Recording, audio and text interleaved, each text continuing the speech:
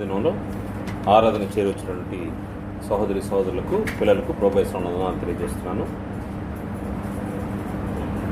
మత్తయి సువార్త 28వ అధ్యాయము 19-20 వచనాలు చదువుకుందాం. మత్తయి సువార్త 28వ అధ్యాయము 19-20 వచనాలు చదువుకుందాం. కాబట్టి మీరు వెళ్ళి సమస్త మనుషులను శిష్యులుగా చేయుడి, తండ్రి యొక్క, కుమారుని యొక్క, పరిశుద్ధాత్మ యొక్క నామంలోనికి వారికి బాప్తిస్మం ఇచ్చుచు, నేను మీకు ఏ ఏ సంగతులను ఆజ్ఞాపించుతునో వాటన్నిటినీ గైకొన వలన వారికి బోధించుడి. ఇదిగో నేను యుగ సమాప్తి వరకు సదాకాలం మీతో కూడా ఉన్నానని వారితో చెప్పాను. ప్రభువారు భూమిపైన తన యొక్క పనిని ముగించుకొని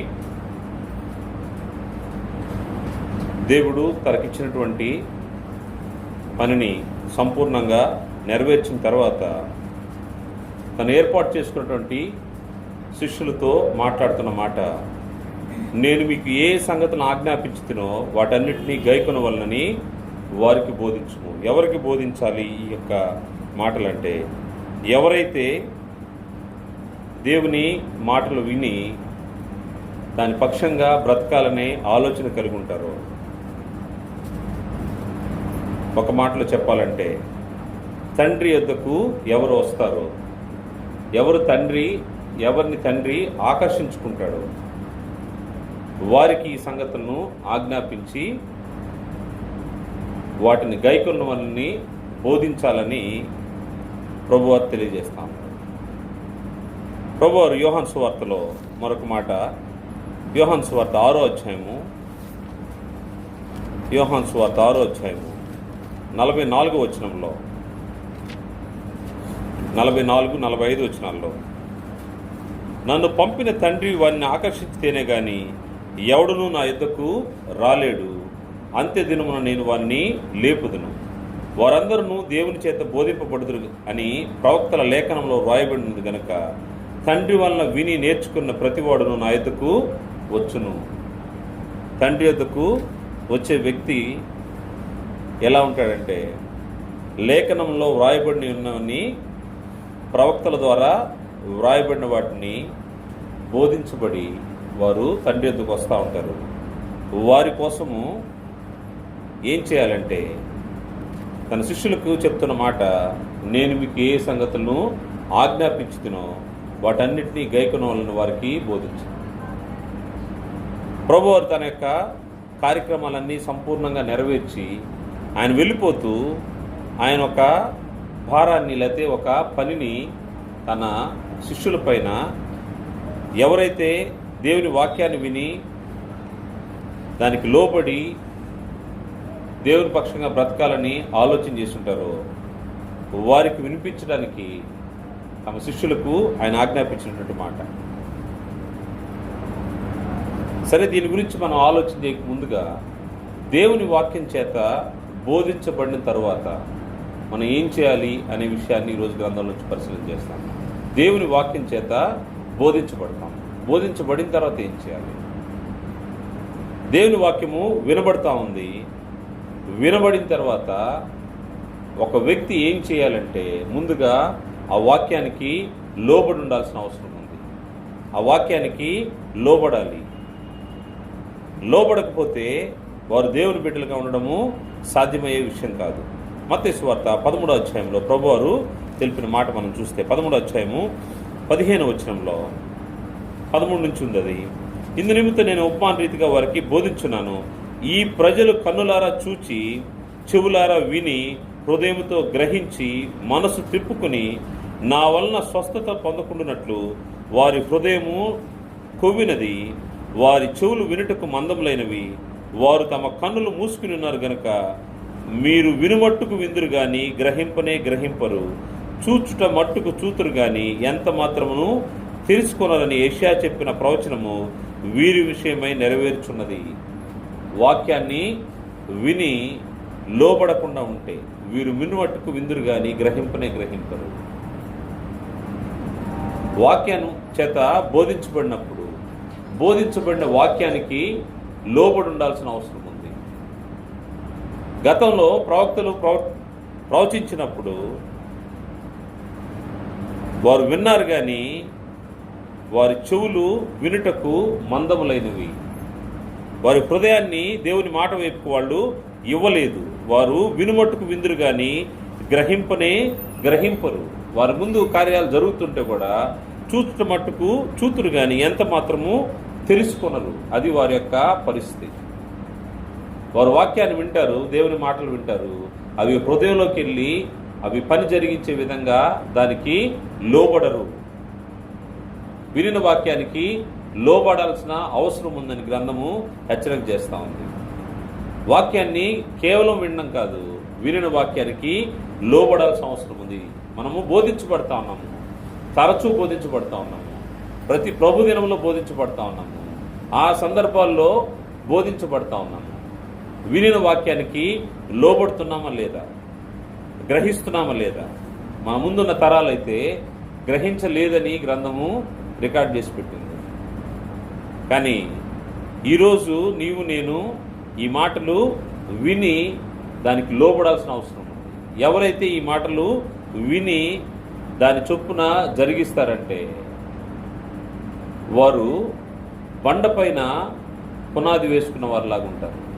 లేకపోతే ఈ విని విడిచిపెట్టేవాళ్ళు ఇసుక మీద తన ఇల్లు కట్టుకునే వారితో ప్రభువారు పోల్చినట్టుగా మనకు గ్రంథంలో కనబడుతుంది. మత్తయి సువార్త 7వ అధ్యాయంలో ప్రభువారు 2 చోట్ల కట్టబడిన ఇళ్ళ గురించి తెలియజేస్తూ 7వ అధ్యాయము 24వ వచనం నుండి 7వ అధ్యాయం 24వ వచనం నుండి, కాబట్టి ఈ నా మాటలు విని వాటి చొప్పున చేయి ప్రతివాడును బండ మీద తన ఇల్లు కట్టుకున్న బుద్ధిమంతుని పోలి ఉండును. వాక్యాన్ని విని వాక్యానికి లోబడితే జరిగే మేలు ఏంటంటే అతన్ని దేవుడు ఏమంటా ఉన్నాడంటే బుద్ధిమంతుడు అన్నాడు. వాక్యానికి లోబడితే, వినిన వాక్యానికి లోబడినవాడు బుద్ధిమంతుడు. అతడు ఎక్కడ ఇల్లు కట్టుకుంటాడంట, బండ మీద తన ఇల్లు కట్టుకున్న బుద్ధిమంతుడు పోలిండును. వాన కురిసిను, వరదలు వచ్చును, గాలి విసిరా ఇంటి మీద కొట్టిన కానీ దాని పునాది బండ మీద వేయబడిన గనక అది పడలేదు.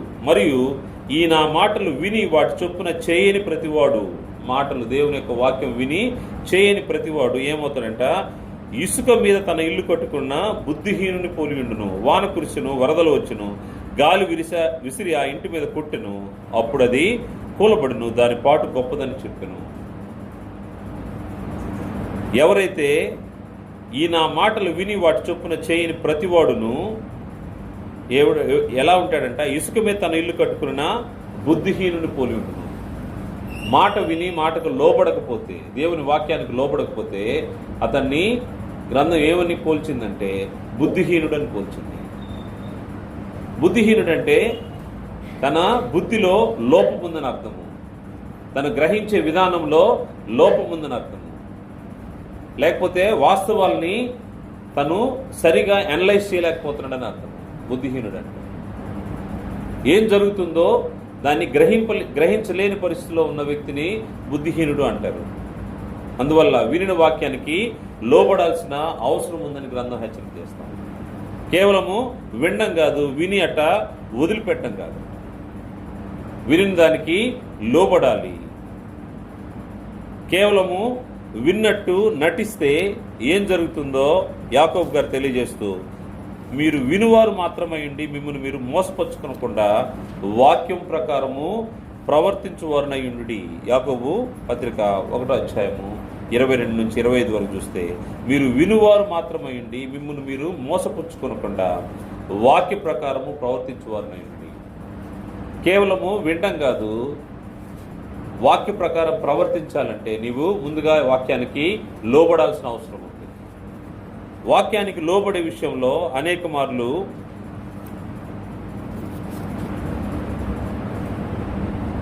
సరైన విధానంలో లోబడకపోవడం వల్ల వాక్యానుసారంగా మనము ప్రవర్తించలేని పరిస్థితిలో ఉంటాం. మూలపాఠాలే మరలా మనకు చెవులకు వినబడతా ఉంటాయి. కారణం ఏంటంటే దాని ప్రకారం మనం ప్రవర్తించకపోవడం వల్ల. కేవలము వినేవాళ్ళం మాత్రంగానే ఉంటే దానివల్ల ఎటువంటి ప్రయోజనం లేదు. కానీ దాన్ని లోబడి దాన్ని ప్రకారము వాక్య ప్రకారము ప్రవర్తించువారై ఉండాల్సిన అవసరం ఉందని గ్రంథం హెచ్చరిక చేస్తాం.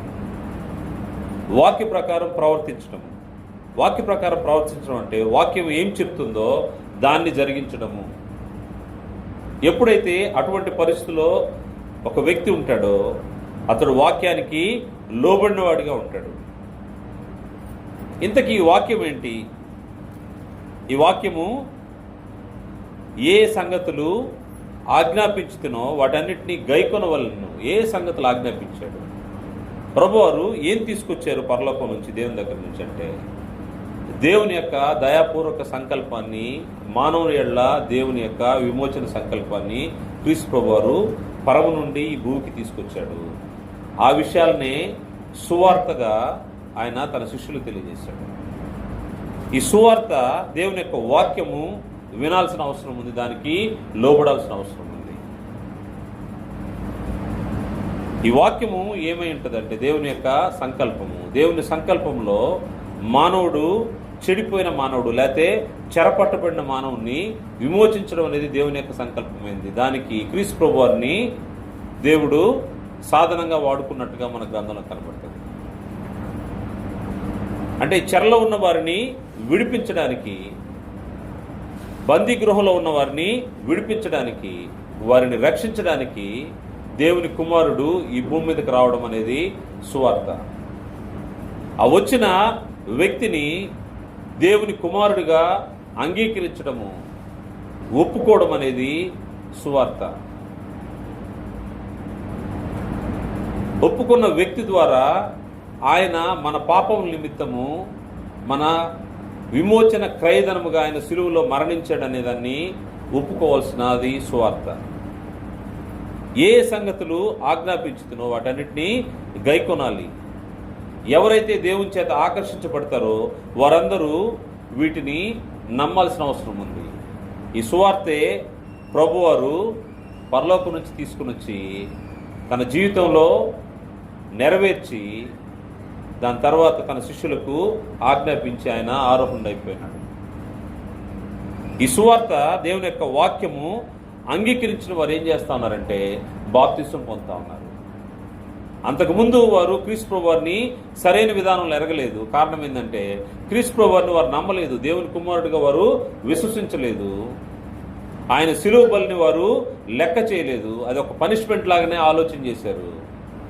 అది వారి కన్నులకి కనపడలేదు, చూస్తూనే ఉన్నారు కానీ వారు దాన్ని గ్రహించలేని పరిస్థితులు ఉన్నారు.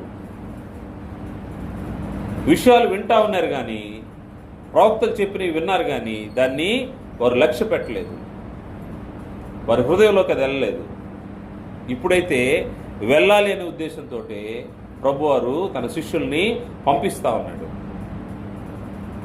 ఎవరైతే ఆయన వాక్యాన్ని అంగీకరించారో వారు ఏం చేస్తా ఉన్నారంటే వారు వాక్యానికి లోబడి బాప్తిస్వాన్ని తీసుకుంటా ఉన్నారు. వాక్యానికి లోబడిన యొక్క సూచన మార్చుకున్నటువంటి మనసులు, మార్చుకున్నటువంటి వ్యక్తులు, లోబడిన వ్యక్తులు జరిగించే కార్యక్రమం బాప్తిస్వం తీసుకోవడము. ఈ బాప్తిస్వం తీసుకునే ముందుగా వారికి ఏం జరిగిందంటే వారికి సువార్త ప్రకటించబడింది. అపోస్తలుల కార్య గ్రంథం 2వ అధ్యాయంలో పేతురు ఆత్మవశుడై తను మాట్లాడినటువంటి ప్రసంగం ద్వారా ఆ రోజు దాదాపు 3,000 మంది మార్చబడ్డారు, మారు మనసు పొందారు.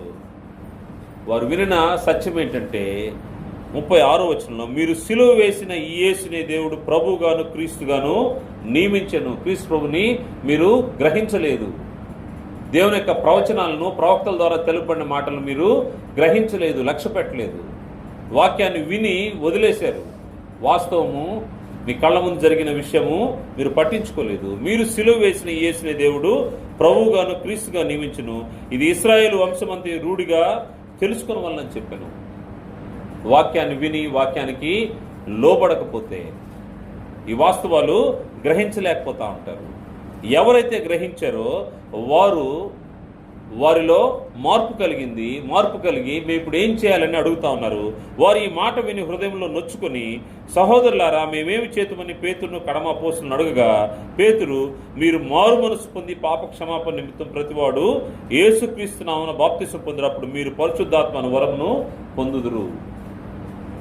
ఎప్పుడైతే దేవుని యొక్క వాక్యాన్ని విన్నారో, వినిన వాక్యానికి లోబడ్డారో, లోబడిన వ్యక్తులు దాని తర్వాత చేస్తున్నటువంటి కార్యక్రమం వారు మారు మనసు పొంది పాప క్షమాపణ నిమిత్తము బాప్తిసం తీసుకుంటా ఉన్నారు. దేవుని వాక్యం చేత బోధించబడిన తరువాత నువ్వేం చేయాలి అంటే, సంకల్పం ఎరిగావు, యేసు ఎవరో తెలుసుకున్నావు, యేసు ఎందుకు ఈ భూమి మీదకి వచ్చాడో నీకు అర్థమైంది, ఎవరి చేత పంపబడ్డాడో అర్థమైంది, నీ పాపాల కోసము ఆయన తన రక్తాన్ని సిలువలో దారపోసాడు, ఆ విషయం తెలిసింది. తెలియక వారు సిలువ వేశారు. తెలిసిన తర్వాత ఆ వాక్యము, ఆ సందేశము నీకు వినబడిన తర్వాత నువ్వు మార్చుకోవాల్సిన అవసరం ఉంది, మారు మనసు పొందాల్సిన అవసరం ఉంది. మారు మనసు పొందిన వ్యక్తులు ఏం చేస్తూ ఉంటారంటే బాప్తిసం తీసుకుంటూ ఉంటారు. ఆ రోజు దాదాపు 3,000 మంది చేర్చబడినట్టుగా మనకు గ్రంథంలో కనబడతా ఉంది. ఎవరైతే వాక్యాన్ని వింటారో, వాక్యాన్ని అంగీకరించిన వారు బాప్తిసం పొందుతూ ఉన్నారు.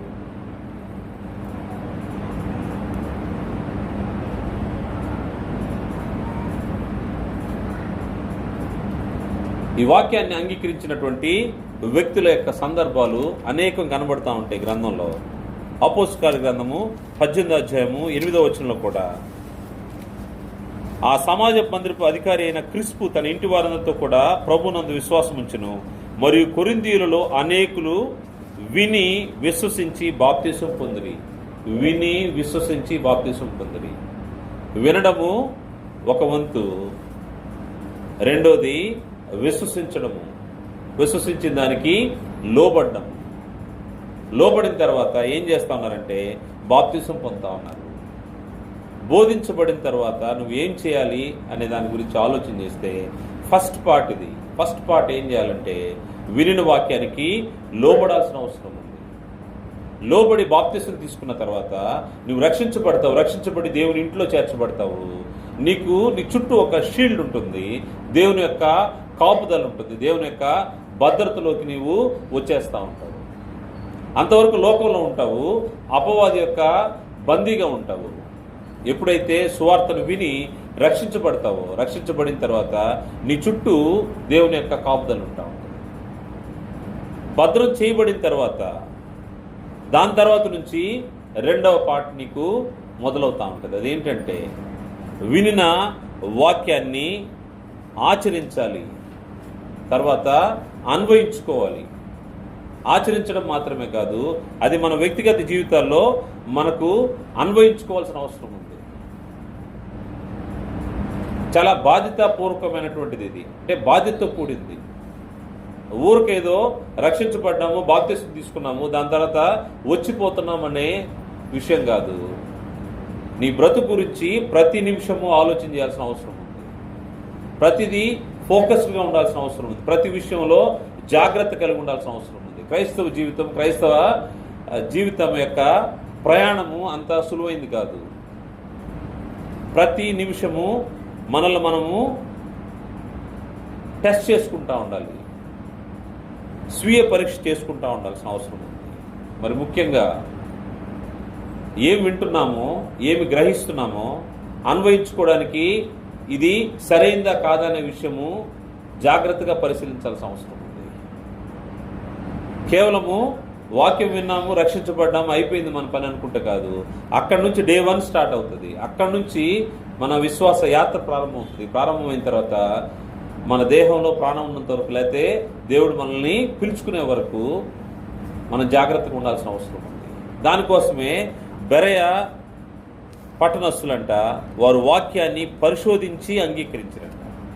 పరిశోధించి అంటే వాళ్ళు దాని విషయంలో జాగ్రత్తగా పరిశీలన చేస్తూ ఉన్నారు. వినబడుతున్న మాటలు దేవుని మాటలేనా, లేకపోతే అబద్ధ బోధ ఏమన్నా మనకు వినబడుతుందా, లేకపోతే మనల్ని ఈ రక్షణలోంచి తప్పించే వేరే ఏదన్నా బోధ మనకు వినబడుతుందా, లేకపోతే దేవుడు ఏర్పాటు చేసినటువంటి బోధలోనే మనం నడుస్తున్నామా లేదనే విషయంలో వారు చాలా జాగ్రత్తగా ఉన్నారంట. 17 అపోస్తలుల గ్రంథము 17వ అధ్యాయం 11వ వచనంలో వీరు తెస్సలోనికలో ఉన్న వారి కంటే గనులు ఉండిరు గనుక ఆసక్తితో వాక్యమును అంగీకరించి పౌలును శీలయును చెప్పిన సంగతులు అలాగున్నవో లేవో అని ప్రతిదినము లేఖనములను పరిశోధించుచూ వచ్చిండ్రి.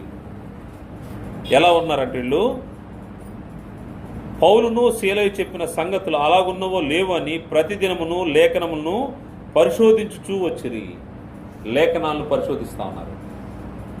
అంటే ఏం లేఖనాలను పరిశోధిస్తున్నారంటే, పౌలు శీలలు ఎక్కడైనా ధర్మశాస్త్రాన్ని లేకపోతే పాత నిబంధనలో ప్రవక్తల గ్రంథాన్ని కోట్ చేస్తున్నారా? చేసి వారు చెప్తున్నటువంటి మెస్సయ్య, వారు చెప్తున్నటువంటి రక్షకుని గురించి ఆ సువార్త సరైందా కాదా పరిశోధిస్తూ వస్తూ ఉన్నారంట. లేఖనాలను పరిశోధిస్తున్నారు, రీసెర్చ్ చేస్తున్నారు, లేఖనాల్ని పరిశోధిస్తూ ఉన్నారు. పరిశోధించి దాని తర్వాత మాత్రమే వాటిని అంగీకరిస్తూ ఉన్నారు. రక్షించబడితేనే అక్కడితో మన పని అయిపోలేదు. దాని తర్వాత నిత్యము మనము దాని గురించి ఆలోచన చేయాల్సిన అవసరం ఉంది. ఎక్కడ ఏమాత్రం చిన్న అనుమానం వచ్చినా అక్కడ ఆగి దాన్ని అనుమానాన్ని తీర్చుకున్న తర్వాత దాటుకొని వెళ్ళాల్సిన అవసరం ఉంది. అలా కాకపోతే ఏం జరుగుతూ ఉంటుందంటే, నీ యొక్క హృదయంలో సంశయం ఉంటుంది. నువ్వు రక్షించబడి నీ రక్షణను కొంతకాలానికి కోల్పోయే అవకాశం ఉంటుంది. క్రైస్తవులుగా మనకు ఎటువంటి సంశయాలు ఉండకూడదు. దేవుని చేత ఇవ్వబడినట్టు ఈ వాక్యం గురించినటువంటి వాక్యం విషయంలో ఎటువంటి డౌట్స్ ఉండకుండా మనము ముందుకెళ్లాల్సిన అవసరం ఉంది. అందువల్ల లేఖనాల్ని పరిశీలన చేయాల్సిన అవసరం ఉంది. ఈ లేఖనాలు పరిశీలన చేసే విషయంలో మన జ్ఞానేంద్రియాలు సరిగా ఉన్నాయో లేదో పరిశీలన చేసుకోవాలి. మనం వింటున్న మాటలు అపోస్తుల బోధ వింటున్నామా? మనం ఆచరిస్తున్నది అపోస్తుల క్రమం ప్రకారమే మనం ఆచరిస్తున్నామా? దాని విషయంలో మనము రుచి చూచి ఎరగాల్సిన అవసరం ఉంది. కీడు మేలుని జడ్జ్ చేసుకోవాల్సిన అవసరం ఉంది. వాక్యంతో దాన్ని టెస్ట్ చేసుకోవాల్సిన అవసరం ఉంది. ఎప్పుడైతే వాటిని మనం సరిచూసుకుంటూ ఉంటామో, దాని కొరకైన సాధన చేస్తూ ఉంటాము, మన జ్ఞానేంద్రియాలు సరైన విధానంలో పనిచేస్తూ ఉంటే ఏది మంచో ఏది కీడో మనకు స్పష్టంగా అర్థమవుతూ ఉంటుంది.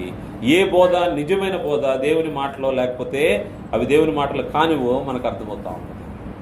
అందుకోసం హెబ్రీ పత్రికలో ఒక మాట తెలియజేస్తూ, సాధకం చేయబడినటువంటి జ్ఞానేంద్రియములు కలిగి ఉన్నాయంట. ఎవరికి ఆ సాధకం చేయబడిన జ్ఞానేంద్రియం కలిగి ఉన్నారంటే 5వ అధ్యాయము 14వ వచనంలో, వయసు వచ్చిన వారు అభ్యాసం చేత మేలు కీడులను వివేచించుటకు సాధకము చేయబడిన జ్ఞానేంద్రియం కలిగి ఉన్నారు గనుక బలమైన ఆహారం వారికి తగును. బలమైన ఆహారం కావాలంటే దేవుని వాక్య సంబంధమైనటువంటి లోతుల్లోకి వెళ్ళి అటువంటి విషయాలు నువ్వు తెలుసుకోవాలంటే, బలమైన ఆహారం నీకు కావాలంటే నీ జ్ఞానేంద్రియాలు సాధకం చేయబడి ఉండాలి. జ్ఞానేంద్రియాలు ఎప్పుడైతే సాధకం చేయబడి ఉంటాయో అప్పుడే దేవుని యొక్క వాక్యాన్ని జాగ్రత్తగా పరిశీలన చేసేదానికి అవకాశం ఉంది. దాన్ని ఆచరించి అన్వయించుకునేదానికి అవకాశం ఉంటుంది. ఏది నీతి ఏది దుర్నీతి అనే విషయము స్పష్టంగా మనకు తెలియాల్సిన అవసరం ఉంది. ఏది మేలు ఏది కీడు అనే విషయము వివేచించే ఆలోచన, వివేచన చేయగలిగినటువంటి మనస్సు, అటువంటి జ్ఞానాన్ని సంపాదించుకోవాలి. దానికి సంబంధించినటువంటి జ్ఞానేంద్రియాలను సాధకం చేసుకోవాల్సిన అవసరం ఉంది. అలా లేకపోతే ఏమవుతూ ఉంటుందంటే వేషధారులాగా ఉండే పరిస్థితి ఏర్పడుతూ ఉంటుంది. వేషధారులు అంటే వారికి తెలియకపోయినా తెలిసినట్టుగా నటిస్తూ వెళ్ళిపోతూ ఉంటారు. వేషధారులుగా గ్రంథం కూడా వారి గురించి తెలియజేస్తూ ఉంది. వాక్యాన్ని తమకు అన్వయించుకోలేని వారిని వేషధారుల గ్రంథం తెలియజేస్తుంది. మత్తయి సువార్త 23వ అధ్యాయము, మత్తయి సువార్త 23వ అధ్యాయము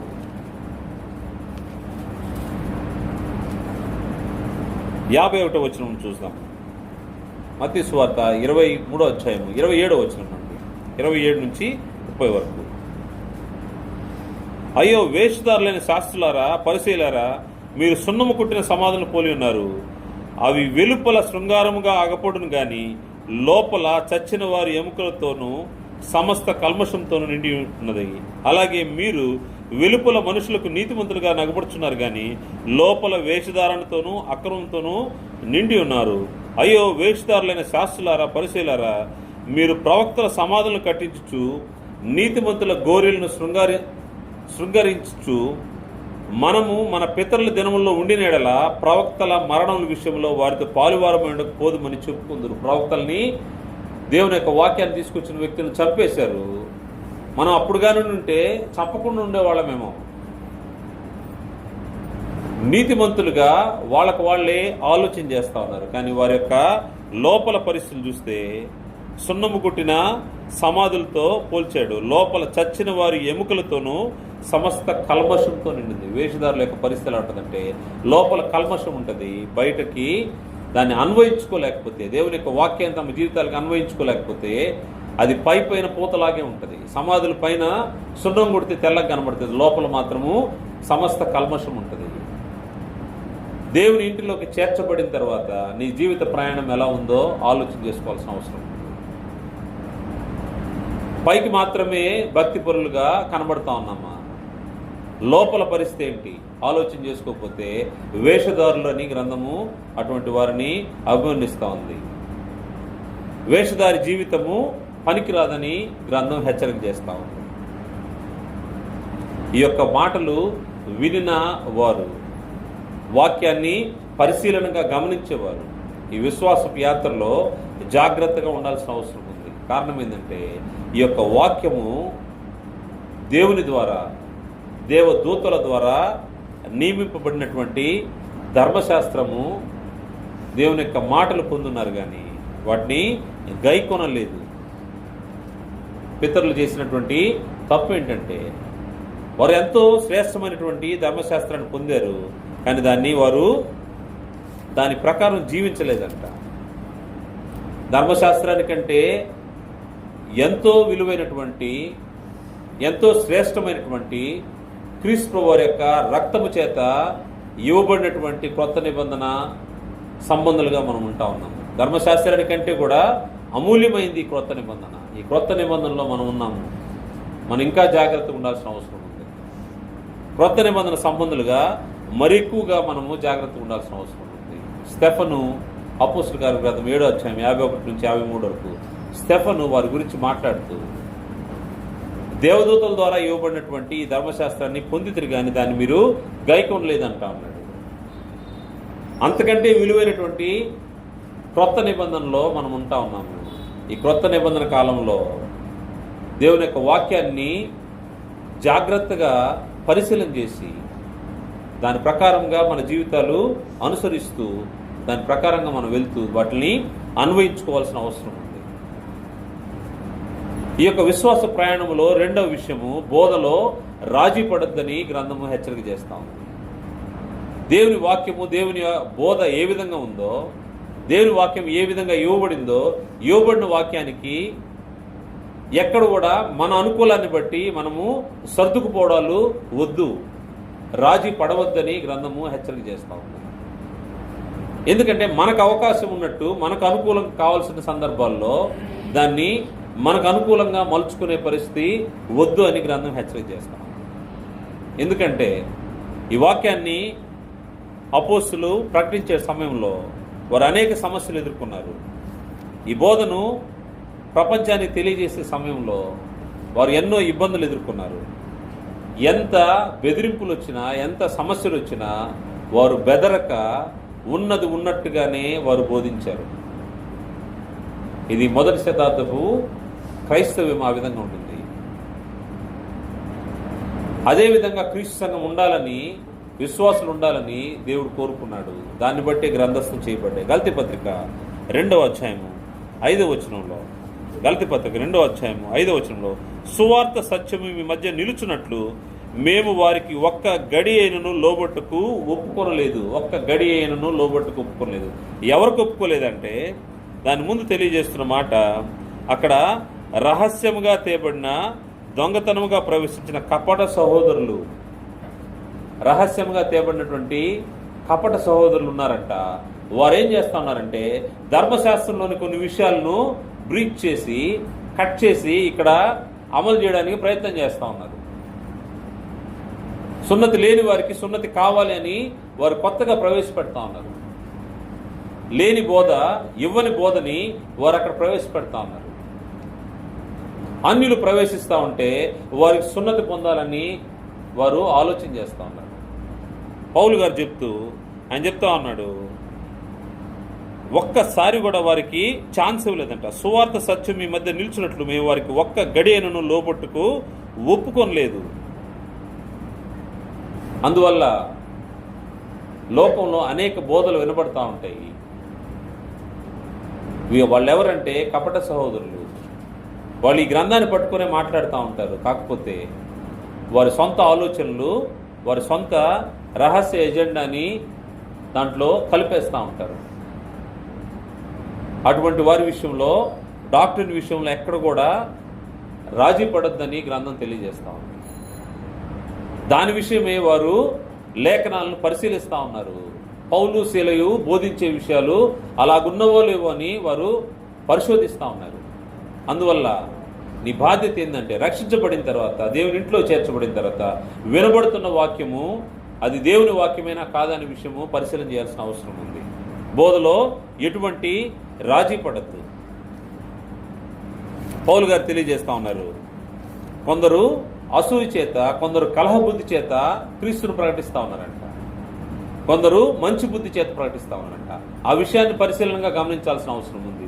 ఎవరు కలహబుద్ధితో చేస్తున్నారు, ఎవరు అసూయ చేత బోధిస్తున్నారు, ఎవరు మంచి బుద్ధి చేత దేవుని వాక్యాన్ని బోధిస్తున్నారు, ఆ విషయాలు గ్రహించలేకపోతే నువ్వు రాజీ పడిపోయే అవకాశం ఉంటుంది. అందువల్ల జాగ్రత్తగా ఉండాలని పౌలు గారు హెచ్చరిక చేస్తూ ఉన్నారు. ఫిలిప్పీయులకు రాసిన పత్రిక 1వ అధ్యాయం 14వ వచనం చూస్తే, ఫిలిప్పీయులకు రాసిన పత్రిక 1వ అధ్యాయం 14వ వచనం నుండి చూసే, మరియు సహోదరులైన వారిలో ఎక్కువ మంది నా బంధకముల మూలంగా ప్రభునందు స్థిర విశ్వాసం గలవారై నిర్భయముగా దేవుని వాక్యం బోధించుటకు మరి విశేష ధైర్యం తెచ్చుకుని, కొందరు అసూయ చేతను కలహబుద్ధి చేతను, మరికొందరు మంచి బుద్ధి చేతను క్రీస్తును ప్రకటించున్నారు. వారైతే నా బంధకంతో కూడా నాకు శ్రమ తోడు చేయవలని తలంచుకొని శుద్ధ మనసుతో కక్షతో క్రీస్తును ప్రకటించున్నారు. వీరు కపట సహోదరులు. వారు కక్షతో చేస్తూ ఉన్నారంట, ఆయనకు దుఃఖం కలిగించడానికి. నేను బంధకాల్లో ఉన్నాను, నా బంధకాలతో నాకు శ్రమ తోడు చేయవలనని తలంచుకుని వారు చేస్తూ ఉన్నారు. అందువల్ల అటువంటి బోధ మీ మధ్యలో వినబడుతుందేమో. జాగ్రత్తగా బోధ విషయంలో రాజీ పడద్దు. రాజీ పడద్దంటే ప్రతినిత్యం మనము ఆలోచన చేస్తూ ఉండాలి. మనం వినే బోధ దాని ప్రకారమే ఉందా కాదా అని పరిశీలన చేసుకోవాల్సిన అవసరం ఉంది.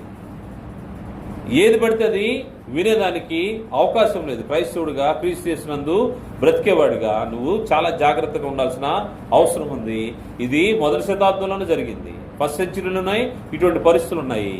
ఈ పరిస్థితుల విషయము మనకు హెచ్చరికలుగా ఇవి గ్రంథస్థం చేయబడ్డాయి. ఈరోజు అనేక బోధలు వినబడతా ఉన్నాయి. బోధలో మాత్రము రాజీ పడద్దు. కారణం ఏంటంటే, ఈ యొక్క బోధ పరిశుద్ధులకు ఒక్కసారి అప్పగింపబడిన బోధ అని గ్రంథంలో తెలియజేయబడింది. అందువల్ల ఈ బోధలో ఎటువంటి మార్పులు ఉండదు. పరలోకం నుంచి ఒక వ్యక్తి వచ్చి చెప్పినా ఎటువంటి మార్చుకోవడానికి అవకాశం లేదు, మార్పు లేదు అనే విషయాన్ని తెలియజేస్తూ యూదా పత్రికలో 3వ వచనము, యూదా పత్రిక 3వ వచనంలో ఇది పరిశుద్ధులకు ఒక్కసారి అప్పగింపబడిన బోధ అని తెలియజేశారు. ప్రియులారా, మనకందరికి కలిగిన రక్షణ గురించి మీకు వ్రాయవలనని విశేషాసక్తి గలవాడిని ప్రయత్నపడుచుండగా, పరిశుద్ధులకు ఒక్కసారి అప్పగింపబడిన బోధ నిమిత్తం మీరు పోరాడవలనని మిమ్మను వేడుకొనుచు మీకు వ్రాయవలసి వచ్చును. పరిశుద్ధులకు ఒక్కసారి అప్పగింపబడినట్టు బోధ. అందువల్ల బోధలో రాజీ పడాల్సిన అవసరం లేదు. పరిశుద్ధులకు అప్పగింపబడిన బోధని జాగ్రత్తగా ఆలోచన చేయాల్సిన అవసరం. రక్షించబడ్డాము, దేవుని ఇంట్లోకి వచ్చాము కాదు, అంతటితో ఆగిపోలేదు. దాని తర్వాత కార్యక్రమాలు చాలా బలంగా, స్థిరంగా చేయాల్సిన అవసరం ఉంది. దానికి గ్రంథము మనకు సపోర్ట్ చేస్తూ ఉంది.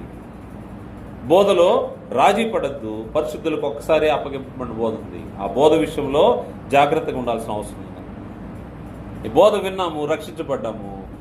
మనవలే రక్షణలో రాని వాళ్ళు చాలామంది ఉన్నారు. గతంలో మన పరిస్థితి సువార్త వినబడకపోతే, దేవుని మాట వినబడకపోతే వాళ్ళలాగా మనం కూడా లోకంలో ఉండాల్సిన వాళ్ళం.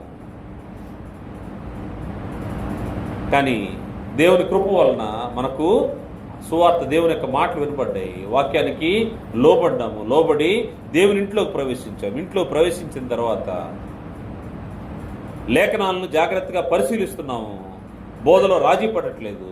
దీంతో పాటు చేయాల్సింది ఏంటంటే, దీని తర్వాత ఇతరులకు వినిన బోధను ఇతరులకు ప్రకటించాల్సిన అవసరం ఉంది, బోధించాల్సిన అవసరం ఉంది. కేవలం మనం మాత్రమే అనుకొని కూర్చుంటే కాదు. దీనికోసము నమ్మకంగా బ్రతకాల్సిన అవసరం ఉంది. ఈ బోధన పరిశీలిస్తూ నమ్మకంగా బ్రతికితే దేవుడు సామర్థ్యం ఇస్తూ ఉంటాడు. దేవుడి యొక్క మాటలు తెలియజేయడానికి సామర్థ్యం ఇస్తూ ఉంటాడు. ఈ సామర్థ్యం ఇచ్చే మనుషులను దేవుడు ప్రతి స్థానిక సంఘంలో లేపుతూ ఉంటాడు. అందుకోసం పౌలు గారు తిమోతికి తెలియజేస్తూ రెండవ పత్రిక, తిమోతి రాసినటువంటి రెండవ పత్రిక 2వ అధ్యాయం 2వ వచనంలో, నీవు అనేక సాక్షులు ఎదుట నా వలన విన్న సంగతులను ఇతరులకును బోధించుటకు సామర్థ్యము గల నమ్మకమైన మనుషులకు అప్పగింపుము. స్థానిక సంఘంలో దేవుని యొక్క ఏర్పాటు ఈ విధంగా ఉంది.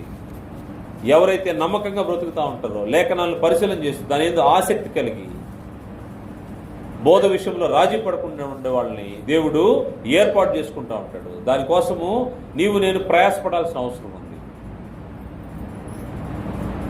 ఏ విషయాలంటే ఆ విషయాలు కాదు, రాజీ పడే సొంత బోధ కాదు, కల్పితాలు కాదు, కానీ నీవు అనేక సాక్షులు ఎదుట నా వలన వినిన సంగతులను, అపోస్తుల బోధ, పరిశుద్ధులకు ఒక్కసారి అప్పగింపబడిన బోధ, ఇతరులకును బోధించుటకు సామర్థ్యము గల నమ్మకమైన మనుషులకు అప్పగింపుము.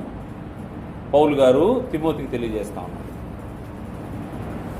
ఎవరైతే నమ్మకంగా బ్రతుకుతూ ఉంటారో వారికి దేవుడు సామర్థ్యాన్ని ఇస్తాడు, దేవుని పనిని జరిగించడానికి అవకాశం ఉంటుంది. దీని విషయంలో ప్రతి ఒక్కరూ ప్రయాసపడాల్సిన అవసరం ఉంది. దేవునికి నమ్మకంగా బ్రతికినప్పుడు ఇతరులకు దేవుని యొక్క మాటలు తెలియజేసే విషయంలో, లేకపోతే వారిని దేవుని సముఖానికి తీసుకొచ్చే విషయంలో, సువార్తను పరిచయం చేసే విషయంలో పెద్ద పెద్ద మాటలు చెప్పాల్సిన అవసరం లేదు. కాకపోతే వారికి సువార్త పరిచయం చేసినా చాలు, దేవునింటికి వారిని తీసుకొచ్చినా చాలు, దేవుని పనిలో భాగస్వామ్యం అవుతూ ఉంటాం. వినిన వాక్యాన్ని ఇతరులకు బోధించాల్సిన అవసరం ఉంది. ఈ బోధించే విషయంలో మాదిరికరంగా ఉండాల్సిన అవసరం ఉంది. బోధ చెప్పడం మాత్రము కాదు, చెప్పిన దాని ప్రకారంగా జీవితము అవలంబించాల్సిన అవసరం ఉంది. అది చాలా కఠినమైన పరిస్థితి. ఏం మాట్లాడుతున్నామో మాట్లాడిన దానికి మనము కట్టుబడి ఉండాల్సిన అవసరం ఉంది. మాదిరికరమైన విషయాల్లో జాగ్రత్తగా ఉండాల్సిన అవసరం ఉంది. పౌలు గారు తిమోతికి తెలియజేస్తూ, తిమోతికి రాసిన మొదటి పత్రిక 4వ అధ్యాయం 11వ వచనం నుండి, నీ యవనం బట్టి ఎవడు నిన్ను తృణీకరింపనీయకుము గాని మాటలోను, ప్రవర్తనలోను, ప్రేమలోను, విశ్వాసంలోను, పవిత్రతలోను విశ్వాసులకు మాదిరిగా ఉండము. విశ్వాసులకు మాదిరిగా ఉండాల్సిన అవసరం ఉంది. మాదిరికరమైనటువంటి జీవిత విధానం లేకుండా మనం బోధిస్తే ఆ బోధ వల్ల వచ్చే ప్రయోజనం ఏమి లేదని గ్రంథం హెచ్చరిక చేస్తాం. అందువల్ల బోధించే లేకపోతే దేవుని మాటలు మనం ఇతరులకు తెలియజేయాలన్నప్పుడు, ఆ బాధ్యత మన పైన ఉన్నప్పుడు, ఇతరులకు బోధించాలన్నప్పుడు ఆ బోధతో పాటు జీవితాన్ని కూడా సరి చేసుకోవాల్సిన అవసరం ఉంది. జీవితాన్ని సరి చేసుకోవాలి. ఏ విషయాలు సరి చేసుకోవాలంటే, మాటలో మనం మాట్లాడే మాట అది మృదుత్వం కలిగి ఉండాలి, ప్రేమపూర్వకంగా ఉండాలి. మనం అడ్రస్ చేసే విధానం,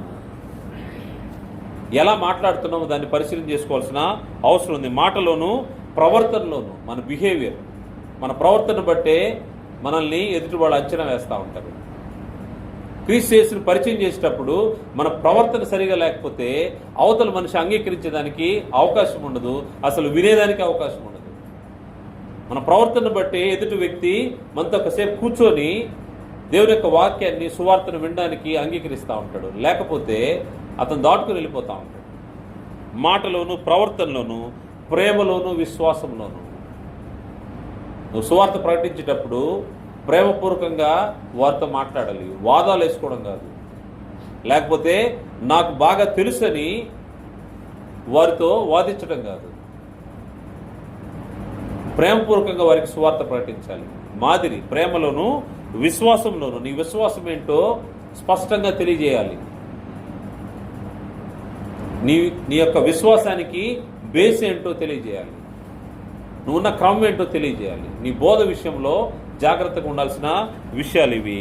మరియు పవిత్రతలోను విశ్వాసులకు మాదిరిగా ఉండదు. పవిత్రత అనేది దేవునికి ఇష్టమైనది, దేవుడు కోరుకునేది. దాని విషయంలో జాగ్రత్తగా ఉండాల్సిన అవసరం ఉంది. అలా లేకపోతే ఏం జరుగుతూ ఉంటుందంటే, నువ్వు మాట్లాడే మాట అవతల వ్యక్తి వినేదానికి అవకాశం ఉండదు. మాదిరి చూపించకుండా, మాదిరి లేకుండా నువ్వు బోధించడం కష్టమైపోతూ ఉంటుంది. దేవునిని, వాక్యాన్ని తెలియజేయడం కష్టమవుతూ ఉంటుంది. క్రీస్తుని పరిచయం చేయడం కష్టమైపోతూ ఉంటుంది. అందుకోసమే పౌలు గారు ఇదే అధ్యాయంలో 16వ వచనంలో ఆయన చెప్తూ, నిన్ను గూర్చియు నీ బోధన గూర్చియు జాగ్రత్త కలిగి ఉండుము. నిన్ను గూర్చి నీ బోధన గురించి జాగ్రత్త కలిగి. నిన్ను గూర్చి అంటే ఈ ప్రవర్తన విషయంలో నువ్వు ఏ విషయాల్లో మాదిరికరంగా ఉండాలో ఆ విషయాల్లో, అది కేవలము బోధించే సువార్థికుడికో లేకపోతే ఎవరో నాయకత్వం వహించే పెద్దలకు మాత్రమే కాదు, ప్రతి విశ్వాసికి అవసరమైనటువంటిది ఈ ప్రవర్తన. నిన్ను గూర్చి అంటే ప్రతి ఒక్క విశ్వాసి, స్త్రీ అని పురుషుడని భేదం లేదు, క్రీస్తును పరిచయం చేసే విషయంలో ఇవన్నిటినీ జాగ్రత్తగా మాదిరికరంగా, విశ్వాసులు మాదిరికరంగా జీవించాల్సిన అవసరం ఉంది. దాని తర్వాత నిన్ను గూర్చి నీ బోధన గూర్చి జాగ్రత్త కలిగి ఉండము. పొరపాటున ఎక్కడన్నా బోధ నుంచి డీవేట్ అయిపోతామేమో. అందుకోసమే రాజీ పడిన బోధ, పరిశుద్ధులకు ఒక్కసారి అప్పగింపబడిన బోధ, ఈ బోధ కాకుండా దీన్ని కలిపి చెరిపే పరిస్థితి ఉండకూడదని గ్రంథం హెచ్చరిక చేస్తా ఉంది. నీ బోధన గూర్చి జాగ్రత్త కలిగి ఉండు, వీటిలో నిలకడగా ఉండము.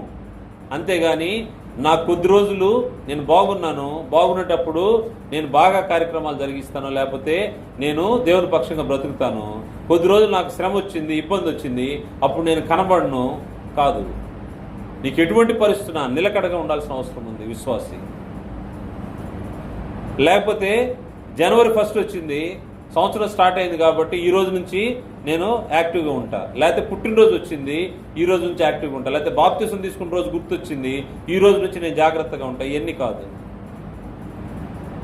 లేకపోతే నాకు అనుకూలంగా ఉంది, నా ఉద్యోగంలో నాకు టైం దొరికింది కాబట్టి నేను యాక్టివ్గా ఉంటా, పనిలో బిజీగా ఉన్నాను కాబట్టి నేను దేవుని పని చేయలేను కాదు. నిలకడగా ఉండము, వీటిలో నిలకడగా ఉండము. బోధ విషయంలో, దేవునితో నడిచే విషయంలో అనేక సార్లు మనం ఇటువంటి విషయాల్లో వెనకబడిపోతూ ఉంటాము. కారణం ఏంటంటే మనకున్నటువంటి పనుల భారము ఆ విధంగా ఉంటా ఉంటుంది. ఎందుకోసం ఆ పనుల భారం అంటే మనల్ని మనం పోషించుకోవడానికే, దేవుని కోసం అయితే కాదు. అది మనల్ని మనం పోషించుకోవడానికే పనుల భారం ఎక్కువగా పెట్టుకొని దేవుని సముఖాన్ని పోగొట్టుకుంటూ ఉంటాము. అందువల్ల నిలకడగా ఉండాల్సిన అవసరం ఉంది. నీవు ఇలాగ చేసి నిన్నును నీ బోధ వినువారిని రక్షించుకుందువు. ఈ బోధ కేవలము చెప్పేసాను నా పని అయిపోయింది కాదు. వినిన బోధ రక్షించబడే విధంగా, ఇతరులకు ఉపయోగకరంగా ఉండాలి, వారిని రక్షణలోకి నడిపించే విధంగా. నీవు ఇలాగ చేసి నిన్నును నీ బోధను వినువారిని రక్షించుకుందువు. డ్యూటీ లాగా చేయకూడదు, ఇది బాధ్యతగా చేయాల్సిన అవసరం ఉంది. ఏదో అవకాశం వచ్చింది, సువార్త చెప్పాలి కాబట్టి వీళ్ళకి చెప్పేసాను నా పని అయిపోయింది కాదు, వారిని ఫాలోఅప్ చేసుకోవాల్సిన అవసరం ఉంది. నీ బోధన వినువారిని రక్షించుకోవాల్సిన అవసరం ఉంది. అందువల్ల విశ్వాసిగా దేవుని ఇంట్లోకి చేర్చబడిన తర్వాత బోధను వినడం మాత్రం కాదు, దాన్ని ఫలితాలను మనం మాత్రం అనుభవించడం కాదు, రక్షణ లేని వారిని దేవుని ఇంటిలోకి నడిపించాల్సిన అవసరం ఉంది. చివరగా వినిన వాక్యములో స్థిరంగా ఉండి కార్యాలు జరిగించాల్సిన అవసరం ఉంది. ఈ విశ్వాస యాత్రలో బోధించబడిన తర్వాత, దేవుని వాక్యం చేత బోధించబడిన తర్వాత నువ్వేం చేయాలని ఆలోచన చేస్తే ఈ వినిన వాక్యంలో స్థిరంగా ఉండాల్సిన అవసరం ఉంది. స్థిరంగా ఉండి కార్యాలు జరిగించాల్సిన అవసరం ఉంది. ఈ స్థిరంగా ఉండే విషయంలో తిమోతిని పౌలు గారు హెచ్చరిక చేస్తూ, తిమోతి రాసినటువంటి అపోస్తలుడు పౌలు గారు తిమోతికి రాసిన 2వ పత్రిక 3వ అధ్యాయం 14వ వచనం నుండి, క్రీస్తు యేసునందుంచవలసిన విశ్వాసము ద్వారా రక్షణార్థమైన జ్ఞానము నీకు కలిగించుటకు శక్తిగల పరిశుద్ధ లేఖనములను బాల్యము నుండి నీవు ఎరుగుదువు గనుక నీవు నేర్చుకొని రూఢి అని తెలుసుకుని కొన్నవి ఎవరి వలన నేర్చుకుంటావో ఆ సంగతిని తెలుసుకొని వాటి యందు నిలకడగా ఉండుము.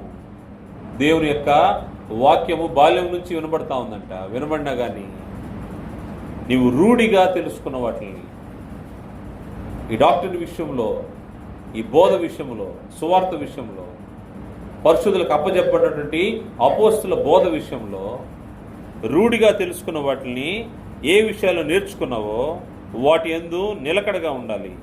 మరి ముఖ్యంగా దైవజనుడు సన్నద్ధుడై ప్రతి సత్కార్యమునకు పూర్ణముగా సిద్ధపడి ఉండినట్లు దైవావేశం వల్ల కలిగే ప్రతి లేఖనము ఉపదేశించుటకును, ఖండించుటకును, తప్పుదిద్దుటకును, నీతి యందు శిక్ష చేయుటకును ప్రయోజనకరమై ఉన్నది. ఈ లేఖనాలు నీవు రూఢిగా దీనిలో స్థిరంగా ఉంటే జరిగే మేలేంటంటే నీ విషయంలో నీకు సెల్ఫ్ ఎగ్జామిన్ జరుగుతూ ఉంటుంది. ఒకవేళ ఇతరులు సరైన మార్గంలో లేకపోతే ఈ లేఖనాలు దేనికి ఉపయోగపడతా ఉంటాయంటే ఉపదేశించడానికి ఉపయోగపడతాయి, ఇతరులని రక్షణలోకి నడిపించడానికి ఉపయోగపడతాయి. అదేవిధంగా ఖండించడానికి, అబద్ధ బోధ వచ్చింది, లేఖనాలకు వ్యతిరేకంగా వ్యక్తులు కార్యక్రమాలు జరిగిస్తూ ఉన్నారు, మాట్లాడుతూ ఉన్నారు, వారిని ఖండించాలంటే నీకు లేఖనాలు రూఢిగా తెలుసుకోవాల్సిన అవసరం ఉంది. ఇవి ఖండించుటకును, తప్పుదిద్దుటకును. ఎవరన్నా ఒక వ్యక్తి, ఒక సహోదరుడు తప్పు మార్గంలో నడుస్తూ ఉంటే అతను ప్రేమపూర్వకంగా కూర్చోబెట్టి లేఖనాలు చూపించి తప్పుదిద్దేదానికి అవకాశం ఉంటుంది. దాని ద్వారా ఏం జరుగుతూ ఉంటుందంటే ఆ వ్యక్తి మార్చుకొని నీతో కలిసి సహవాసం చేసేదానికి, నీ సహోదరుని పోగొట్టుకోకూడదు, సహోదరుని చేర్చుకునే విధంగా నువ్వు ప్రేమపూర్వకంగా అతన్ని హెచ్చరించాల్సిన అవసరం ఉంది. తప్పుదిద్దుటకును, నీతి యందు శిక్ష చేయుటకును ప్రయోజనకరమైనది. అందువల్ల వినిన వాక్యములో స్థిరంగా ఉండడానికి దేవుని లేఖనాలు మనకు ఉపయోగపడతా ఉన్నాయి. అందువల్ల ఏదంటే అది వాక్యాన్ని వినేదానికి ఆలోచన చేయబాకండి. కారణం ఏంటంటే ఆది సంఘంలో ఇటువంటి సమస్య గలతీ పత్రికలో పౌలు గారు తెలియజేసిన విషయాలు మనం చూస్తే భిన్నమైన సువార్త తట్టు తిరిగారంట వాళ్ళు. కారణం ఏంటంటే వాళ్ళు స్థిరంగా లేరు కాబట్టి ఏ చెప్తే దాన్ని నమ్మే విధంగా వెళ్ళిపోతూ ఉన్నారు. గలతీ పత్రిక 1వ అధ్యాయం 6 నుంచి 9 చూస్తే భిన్నమైన సువార్త తట్టు తిరిగారంట. ఈ భిన్నమైన సువార్త ద్వారా వారికి ఏం జరుగుతూ ఉందంటే నష్టం జరుగుతూ ఉంటుంది. ఈ సువార్త ఎలా వస్తూ ఉంటుందంటే హవ్వను సర్పం మోసం చేసినట్లు, హవ్వను సర్పము మోసం చేసినట్లు, ఏమి ఇబ్బంది పెట్టే విధంగా ఉండదు. ఇది నిజమా అనే చిన్న డౌట్ తోటే మొదలయ్యి మీరు చనిపోతారా, చనిపోరు, చిన్న డౌట్ క్రియేట్ చేసి బోధ నుంచి, స్థిరమైన బోధ నుంచి తప్పించేదానికి అవకాశం ఉంటుంది. అందుకోసమే పౌలు గారు హెచ్చరిక చేస్తూ కొరింథీయులకు రాసినటువంటి 2వ పత్రిక 11వ అధ్యాయము 3-4 వచనాల్లో ఆయన ఈ మాట తెలియజేస్తా ఉన్నాడు. సర్పం తన కుయుక్తి చేత హవ్వను మోసపరిచినట్లు మీ మనస్సులను చెరపబడి క్రీస్తు ఎడలనున్న సరళత నుండి, పవిత్రత నుండి ఎట్లైనా తొలగిపోనేమో అని భయపడుచున్నాను. క్రీస్తు యొక్క సరళత నుండి తొలగిపోయేదానికి అవకాశం ఉంది. ఏలైనగా వచ్చిన వాడెవడైనను మేము ప్రకటింపని మరొక యేసును ప్రకటించినను, లేక మీరు పొందని మరొక ఆత్మను మీరు పొందినను, మీరు అంగీకరింపని మరొక సువార్తను మీరు అంగీకరించినను, మీరు వానిని గూర్చి సహించుట యుక్తమే. అందువల్ల సర్పము కుయుక్తి చేత ఏ విధంగా హవ్వను మోసపరిచిందో అటువంటి మోసపరిచే బోధ వచ్చే అవకాశం ఉంది. అందువల్ల జాగ్రత్తగా వినిన వాక్యంలో స్థిరంగా ఉండాల్సిన అవసరం ఉంది. లేకపోతే ఏ సమయంలోనైనా పడిపోయేదానికి అవకాశం ఉంది, ఏ సమయంలో పడిపోయేదానికి అవకాశం ఉంది. అందువల్ల జాగ్రత్తగా ఉండాల్సిన అవసరం ఉంది. పులిసిన పిండి కొంచెమైనా ముద్దంతా పులి చేస్తున్నట్టుగా ఇటువంటి పరిస్థితులు ఎక్కడైనా పొడచూపితే వాటిని వెంటనే ఖండించాల్సిన అవసరం ఉంది. లేకపోతే సంఘం మొత్తం, సమాజం మొత్తం పాడైపోయే అవకాశం ఉంది. అందువల్ల వాక్యంలో ఎప్పుడైతే స్థిరంగా ఉంటారో బెరయ పట్టణస్తులాగా వారు పరిశీలన చేస్తూ ఉన్నారు, గమనిస్తూ ఉన్నారు, పరిశోధిస్తూ ఉన్నారు. ఎక్కడన్నా పులిపిండి కనబడితే దాన్ని తీసివేసేదానికి అవకాశం ఉంటుంది. పులిపిండి విషయమై జాగ్రత్తగా ఉండండి పౌలు గారు హెచ్చరిక చేస్తారు. గలతీ పత్రిక 5వ అధ్యాయము 7 నుంచి 10 వరకు మీరు గమనిస్తే పులిపిండి కొంచెమైనా ముద్దంతటిని పులి చేస్తుంది. కాబట్టి పులిపిండి విషయంలో జాగ్రత్తగా ఉండుడని తెలియజేస్తా ఉన్నాడు. ఈ స్థిరంగా ఉండి వాక్యంలో స్థిరంగా ఉండి కార్యాలు జరిగించాలని తెలియజేసినప్పుడు ఏం కార్యాలు జరిగించాలని ఆలోచన చేస్తే ప్రేమకు చూపాల్సిన అవసరం ఉంది, ప్రేమ కలిగి ఉండాల్సిన అవసరం ఉంది. మేలు చేయట్లో విసుగవద్దు. గలతీ పత్రిక 6వ అధ్యాయం 9-10 వచనాల్లో విశ్వాస గృహం చేయని వారి ఎడల మరి విశేషంగా అందరి ఎడలను మరి విశేషంగా విశ్వాస గృహం చేరిన వారి ఎడల విసుగక మేలు చేయాల్సిన అవసరం ఉందని గ్రంథము హెచ్చరిక చేస్తూ ఉంది. ప్రేమను చూపాల్సిన అవసరం ఉంది. తెస్సలోనికీయులకు రాసినటువంటి 2వ పత్రిక 3వ అధ్యాయం 13వ వచనంలో కూడా విసుగక మేలు చేయాల్సిన అవసరం ఉందని గ్రంథం హెచ్చరిక చేస్తుంది. అంటే ప్రేమను చూపించాల్సిన అవసరం ఉంది. ఇంకొక కార్యాన్ని గురించి చూస్తే బోధ నిమిత్తం వచ్చే శ్రమలను ఎదుర్కోవడానికి సిద్ధంగా ఉండాలి. శ్రమలు వస్తాయి, బోధ సమయంలో ఇబ్బందులు వస్తాయి, వాటన్నిటినీ ఎదుర్కోవడానికి సిద్ధంగా ఉండాల్సిన అవసరం ఉంది. వినిన వాక్యంలో స్థిరంగా ఉండి కార్యాలు జరిగించాలంటే ఈ శ్రమలు వచ్చినా, ఇబ్బందులు వచ్చినా, ఎటువంటి పరిస్థితులు వచ్చినా దేవుని వాక్యం నుండి తొలగిపోకుండా ఉండాల్సిన అవసరం ఉంది. అబద్ధ బోధ వినబడినప్పుడు దాన్ని ఖండించాల్సిన అవసరం ఉంది. ఒక వ్యక్తి తప్పులో ఉండేటప్పుడు అతన్ని ప్రేమపూర్వకంగా హెచ్చరించి ఈ లేఖనాల ద్వారా అతన్ని దగ్గర చేర్చుకోవాల్సిన అవసరం ఉంది. ఇవన్నీ విశ్వాస యాత్రలో మనకు అవసరమైంది. దేవుని మాటలు బోధించబడతా ఉన్నాము. నువ్వు ఏ స్థితిలో నువ్వు ఉన్నావో నీకు నువ్వు పరిశీలన చేసుకోవాల్సిన అవసరం ఉంది. కారణం ఏంటంటే దేవుని ఇంటిలోకి చేర్చబడకుండా ఉంటే అది ఫస్ట్ పార్ట్లో ఉన్నట్టు.